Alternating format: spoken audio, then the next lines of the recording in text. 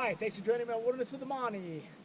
I'm at beautiful Shamrock Lake and we're going to do a little brook trout fishing today. And I'm seeing fish cruising, so right off the bat, I'm probably just going to fly fish here. And I'm starting out with a short 7-foot fluorocarbon 4-pound leader, and I'm probably going to shorten that to 6. Because when I see fish cruising, I will take a shorter leader that gives me better precision, especially when it gets windy, where I can drop my fly right where it needs to be and I can catch that fish that I see. And as usual, I'm going to be fishing nymphs, but I got about 2 nymphs that are going to work because I thought I'd ordered some nymphs. I'd ordered woolly buggers. I bought my cheap dozen of woolly buggers for $10 on Amazon, but I didn't get any nymphs. And when I went to where I keep all my fishing stuff and saw that all I had left was my bag of nymphs that were falling apart, I just took the ones that were least falling apart, took scissors and trimmed off the threads that were coming off so they just look like crap. And I don't think in this clear water that's going to cut it. So I got 2 nymphs that are like these. They're not bead heads. They look a little bit more natural. And it's going to be good because the fish are feeding on the surface mostly, I'm seeing. Anyone who's watched my channel long enough knows I don't care what equipment I got. Just get me to the lake. I'll fish. Whatever it's got. I got 2 good nymphs, and that's all I got. I don't care. I'm here. Whatever I have, I'm just going to figure it out. So, my equipment's inconsequential. Let's go see if I can catch a fish. I've seen some decent brookies cruising in here, but nothing big. And if I don't see anything that big, I'm not going to spend a lot of time here because this lake is extremely hard to get around. Like, there's a lot of cutoffs like this, where like if you fight your way to get out there, you can fish out there for a little bit, but then you got to work all the way back around because this whole thing is peninsulas and islands. And there's cliffs, so it's very difficult to fish more than a small space without spending a tremendous amount of energy. Oh, there's one right there. Oh, he's cruising. This will be the test. If he doesn't take my fly, I could be in for a long day. I can't see him anymore. He's in the shadow. He just swam into the shadow. But the rate he was cruising, he should be right about there. Right about there.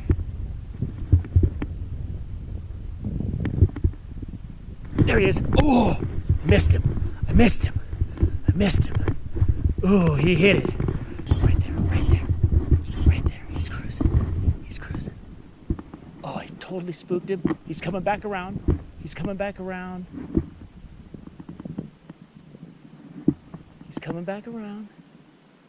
There we go. Oh, what am I doing?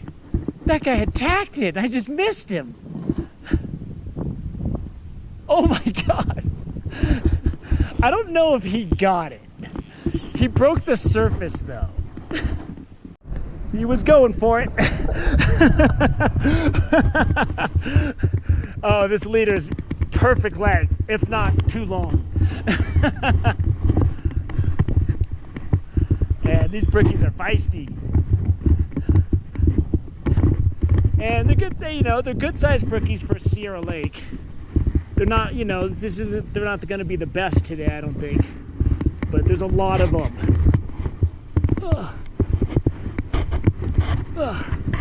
Keep him in the water while I get situated here. So I like to let fish recoup in the net until they're thrashing around. He's going crazy right from the start, so he's ready to go. He don't need no training wheels. And look at the beautiful colors on these brookies. They're beautiful fish, man. I can catch these fish all day if I didn't have to climb over mountains to do it. That was good. We're on the board.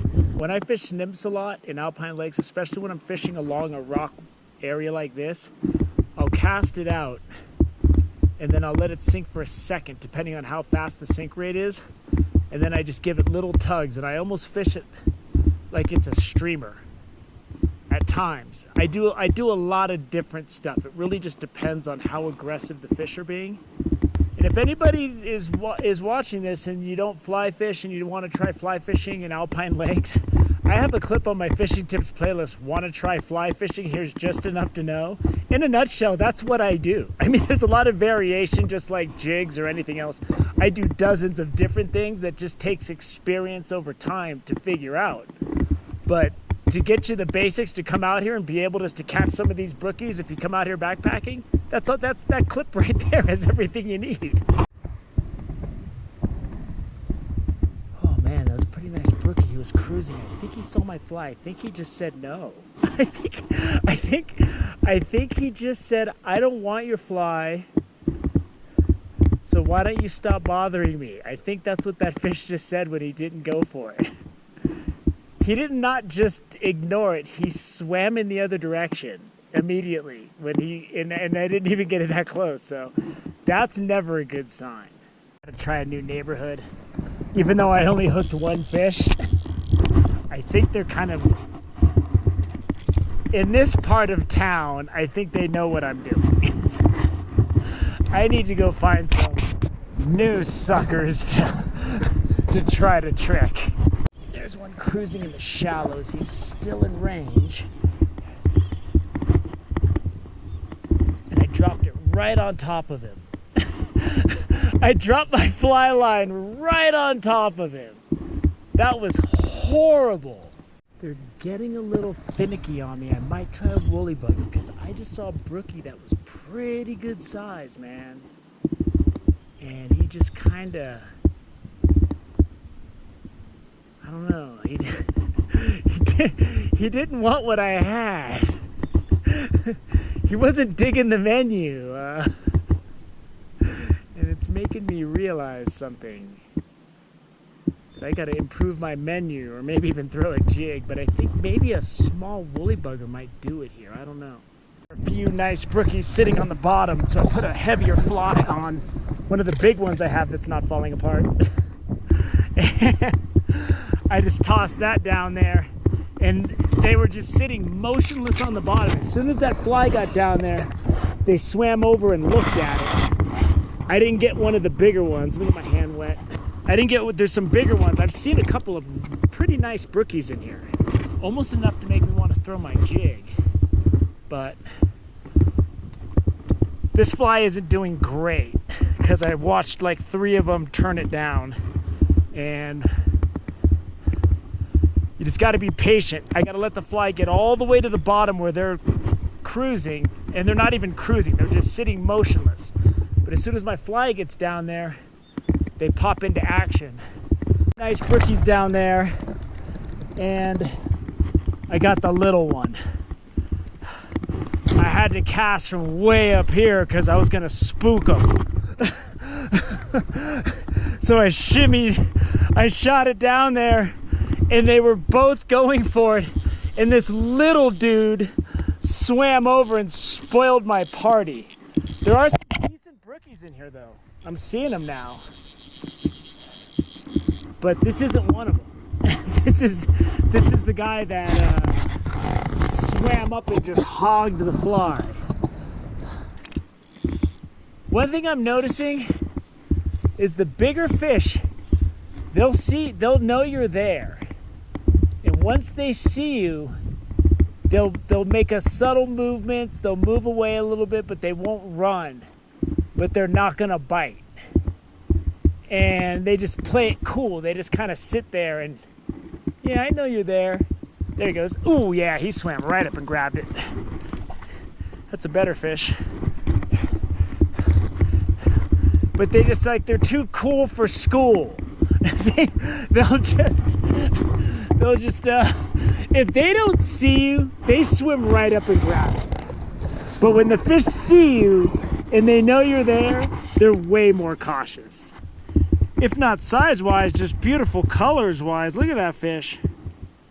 Nice fish. That was, a decent fish. And he didn't know I was there. I cast him around the corner. He swam right up and grabbed it. Like, he didn't even hesitate.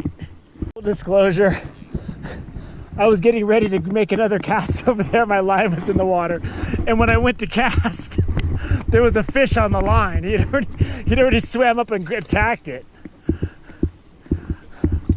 But now I'm starting to realize it wasn't just me. It was just the fish knew I was there.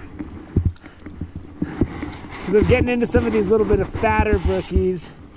And they're not the best ones I've seen, but they're better. Oh, look at him go. He's ready to get the heck out of here. He's like, dude, what are you doing to me? Let me go. Why are you locking me up?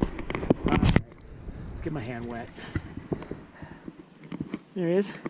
Nice brookie. Very hard to sneak up on these cruising fish. There's just no cover right here, except for this wall. In every cast I'm making around this corner, a fish is swimming out. Now they're gonna get hip to my game really quick.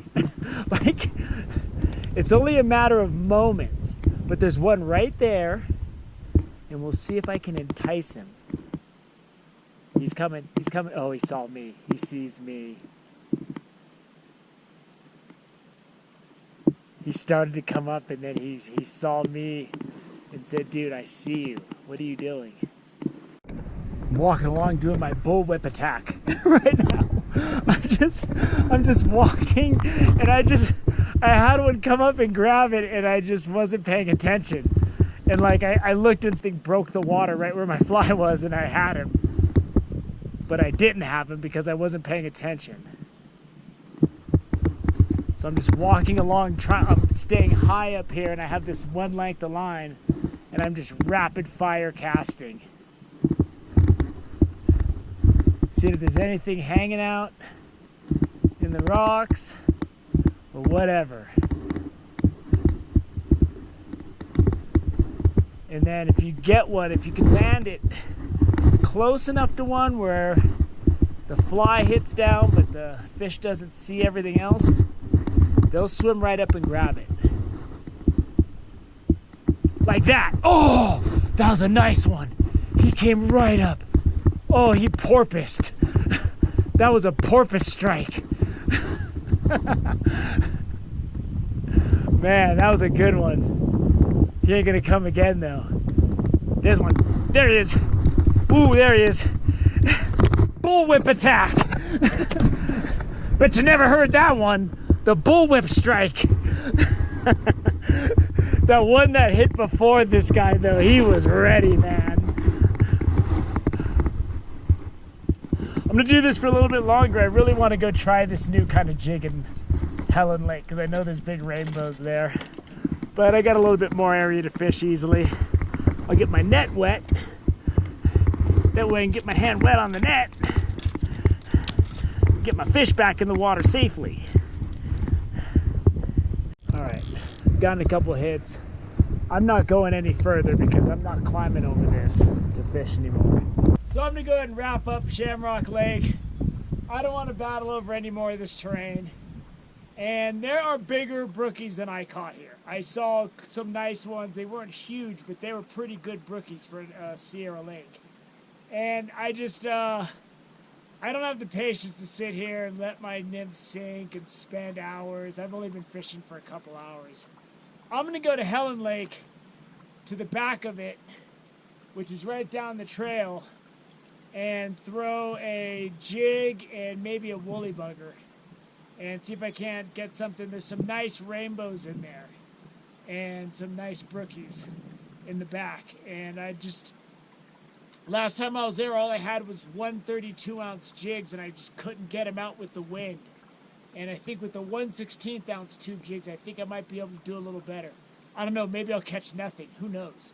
All I know is today will be the first time in all the times I've been up here I'm doing the full loop, because once you get to Helen Lake, you pretty much just shoot out that side, and it's, about 4 miles to the trailhead, and that'll wrap this day up, and then I got to drive 3 hours home, and then the editing starts. It's a lot of editing this week. So I hope you enjoyed this glimpse of Shamrock Lake. I literally only fished from that little corner there to that side of this rock to pretty much the edge of this, and that was pretty much the whole thing. That's where I was doing the whole bullwhip nonsense. And trust me, I understand a lot of my commentary is nonsense and ridiculous. So, it's just fun. I just have a lot of fun when I'm out here, and I like talking to you guys like you're here with me. So I hope you enjoyed it. Thank you for joining me on Wilderness with Amani. Until next time.